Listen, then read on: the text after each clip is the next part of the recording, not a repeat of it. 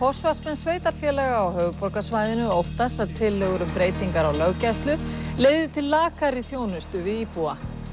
Viðbrögð stjórnvalda gagnvart þeim sem leita álits hjá umboðsmanni Alþingis vekja á stundum upp ugg hjá umboðsmanninum.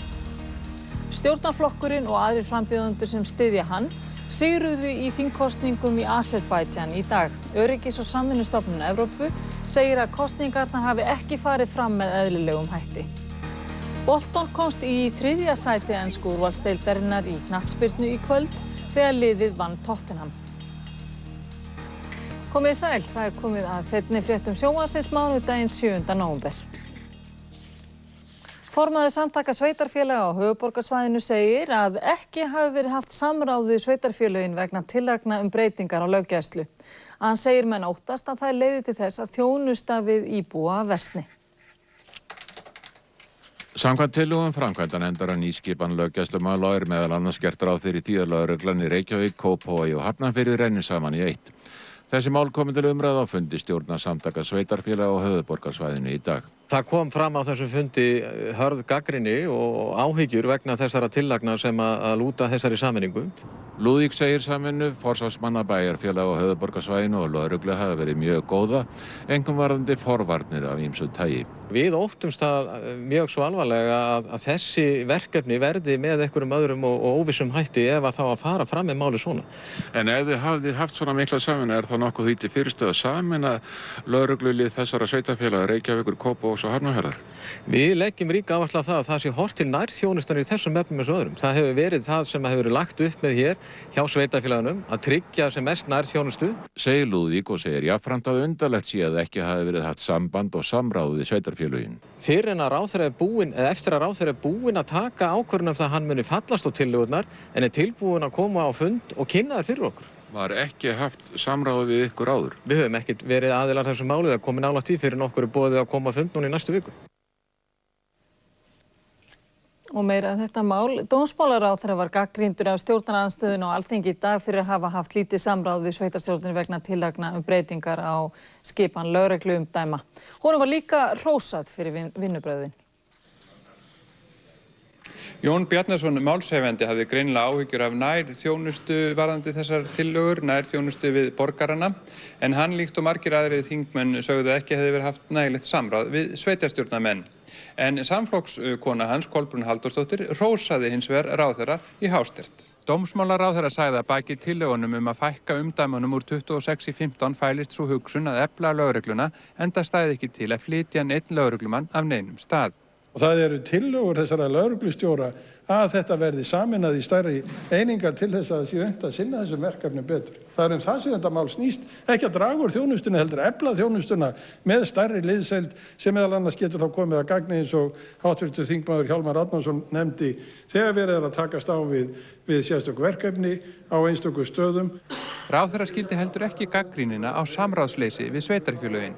Ég er undrandi á því að menn sé að gagnrýna það að það hafi ekki verið haft samráð við sveitarfélögin þegar tillögurnar lágu ekki fyrir 24. október og nú 7. nóvember hafið þetta samráðsferli. Jón Bjarnason var ekki beinlínis andvígur hugmyndunum en vildi fara varlega.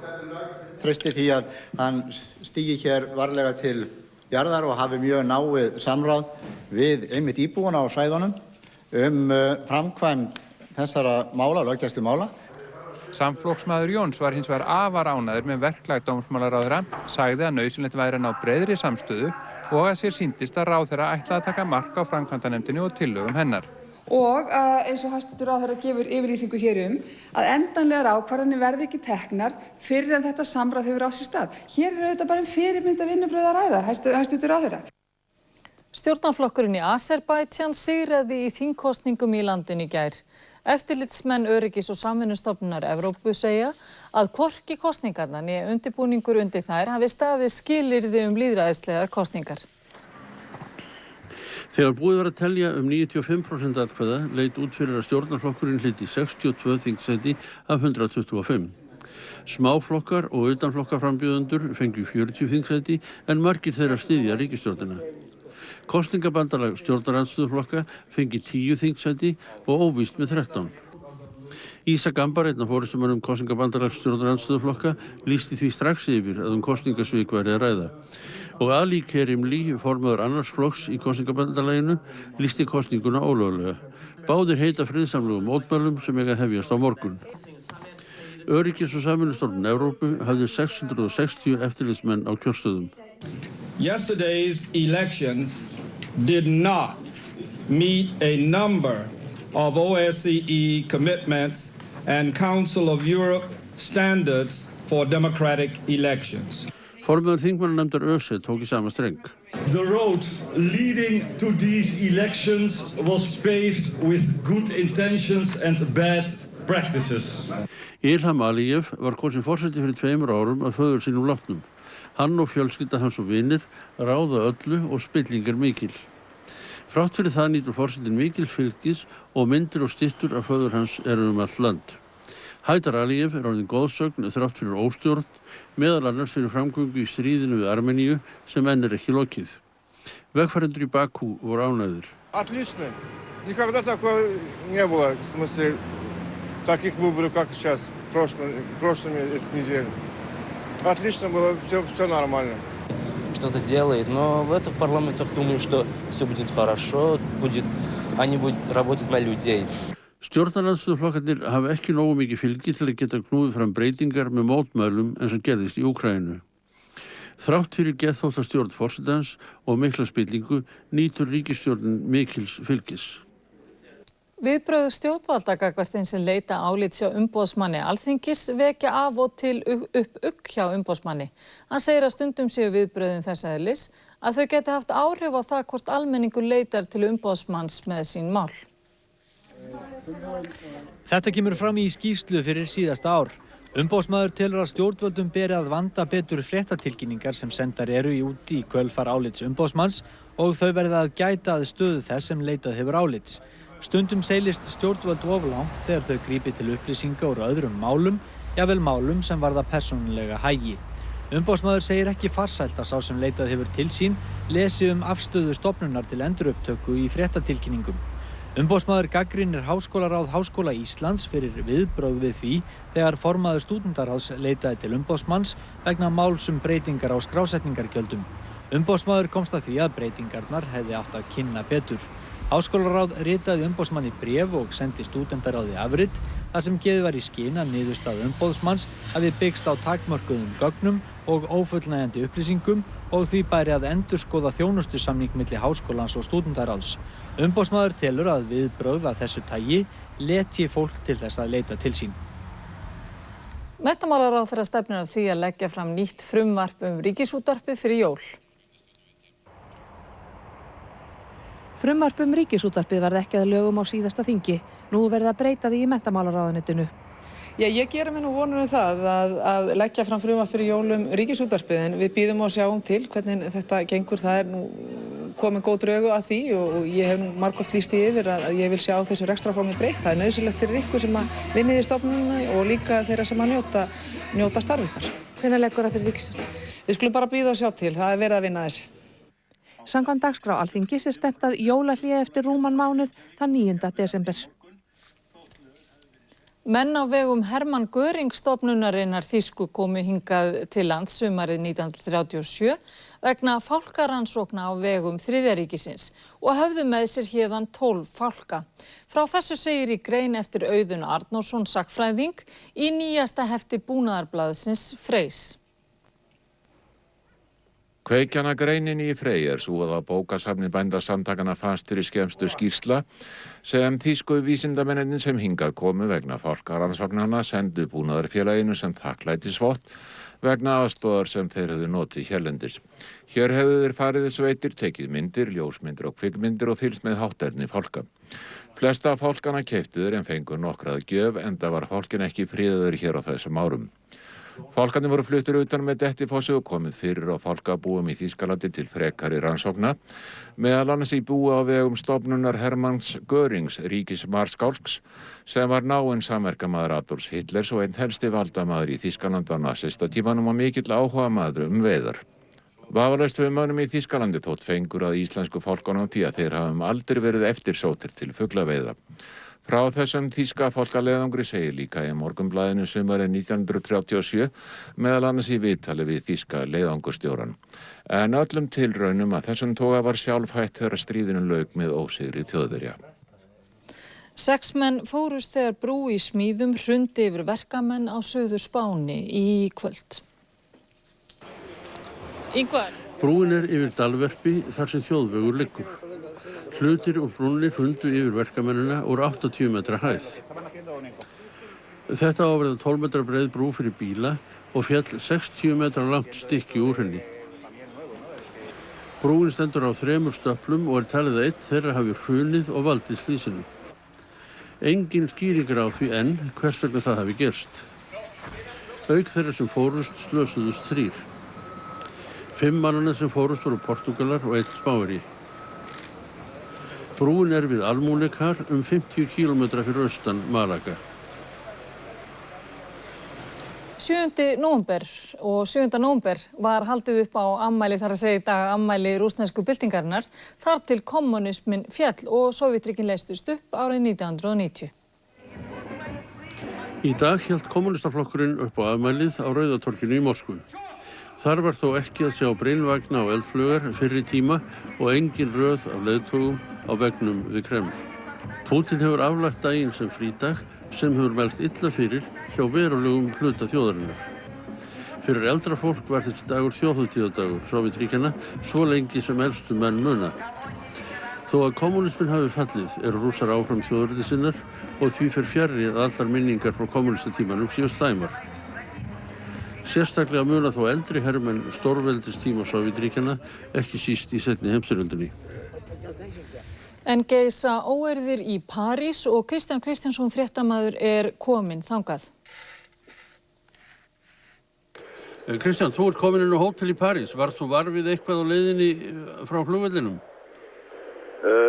Það óhætt að segja á þessu ferðalagi mínu frá Reykjavík í morgun þá kom í ljós að það ástand sem hér í París það hvílir þungt ekki bara á frökkum heldur á allri Evrópu. Þetta var aðal umræðuefni fólks á flugvellinum í Kaupmannahöfn, fólk sem við töluðum við og síðan þegar við komum hingað þá var það sömuleiðis hjá leigubílstjóranum sem við fórum með inn í bæinn.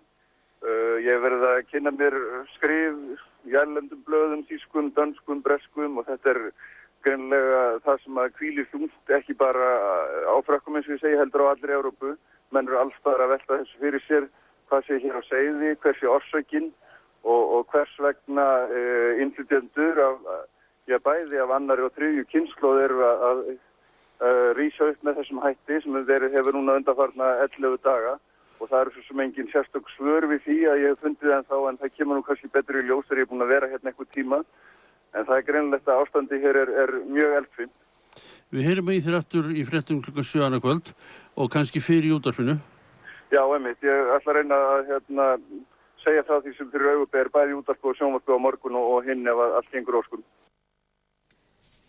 Viðskipti í Kauphöllinni námu rúmum 6 milljörðum króna í dag. Úrvalsvísitalan hækkaði 0,14% og nú 4.664 stig.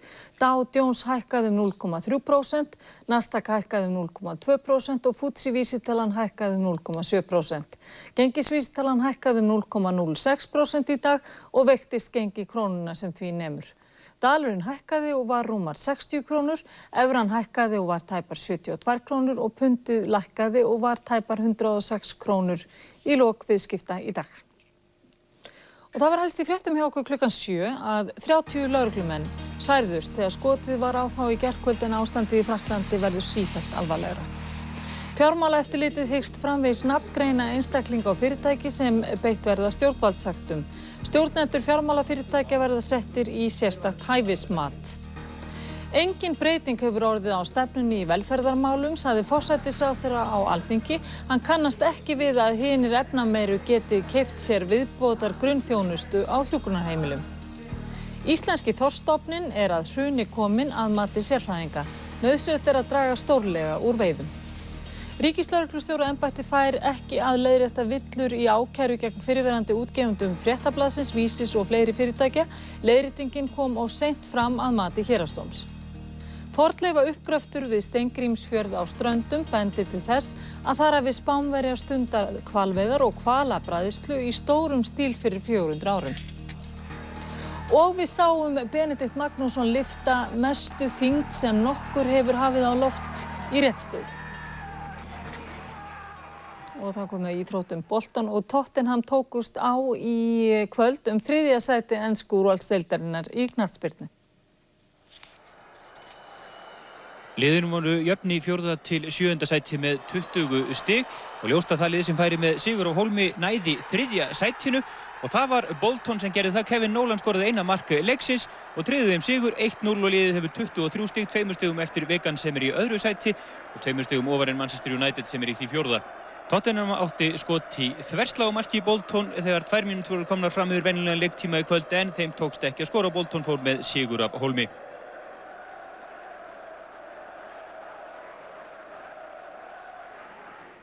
Í kvöld réðist endanlega hvaða lið verður það 4. og síðasta sem leikur til undanúrslita í fyrirtækjakeppni kvenna í körfuknattleik sem IS og IR öttu kappi. Þetta var seinni leikur liðana í keppninni og eftir þann fyrri lá nú nokkuð ljóst fyrir að stúdínur kæmust í undanúrslit því þær unnu hann með 49 stiga mun. IS í hvítum búningum en IR í bláum. Þessi rimma hún var algjört formsatriði fyrir IS eins og við var að búast. Liðið sigraði með 81 stigi gegn 36 eftir að hafa verið yfir í hálfleik 40-23. Samtals sigruðu stúdínur því með 94 stiga mun í leikjunum 2. Í undanúrslitum mæta þær Keflvíkingum og Grindavík og Haukar etja kappi í hinni rimmu þeirra. Báðir leikirnir verða háðir í Laugardalshöll 19. nóvember og sá síðarnefndi sýndur beint í sjónvarpinu eins og úrslitaleikur karla sem verður síðar sama dag. Bandaríkjamaðurinn Bart Bryant sigraði örugglega á lokamóti bandarísku mótaraðarinnar í golfi sem lauk í gærkvöld. Bryant hóf mótið á vallarmeti þegar hann lék fyrsta hringinn á 62 höggum og hann lét forystuna ekki af hendi eftir það. Slær hér á loka hringnum sem hann fór á 3 höggum undir pari og lauk leik á 17 undir pari, 6 höggum betur en Tiger Woods stigahæsti kylfingur heims sem varð annar. Hér það Rettív Goosen sem púttar, hann deildi 4. til 7. sæti, 10 höggum á eftir Bryant, Scott Fairplank hrefti 3. sæti. Og hér það Tiger Woods sem enn eitt árið var tekjuhæstur kylfinga, verðlaunaféð sem hann vann sér inn nam 650 milljónum króna. Það reyndar aðeins brot af heildartekjum hans því talið að hann hafi 6 milljarða króna í tekjur af auglýsingum. Woods lauk hringjónum 4 hér á 269 höggum. Þá það Bryant að pútta fyrir fugli á 12. hólu. Það einu höggi undir pari, þetta gengur upp hjá honum og svo það bara loka púttið á síðustu hólu, hann fór hann á pari. Og þetta 3. sigur Bryants á mótferðinu, hann 42 ára og fyrir sigurinn hlaut hann 66 milljónir króna. Næstum tvöfaldaði velunupphæðina sem hann hafði áður unnið sér inn á 19 ára ferli. Hann hefur 8 sinnum þurft að taka þátt í úrtökumótum til að halda keppnisrétti á mótferðinni. Kolbrún Róberts, myndlistamaður, sýnir verk sín í Smáralindinni þessa dagana. Sýningin ber heitið Allt fram streymir og við ljúkum fréttatímanum með myndum þaðan. Verið sæl.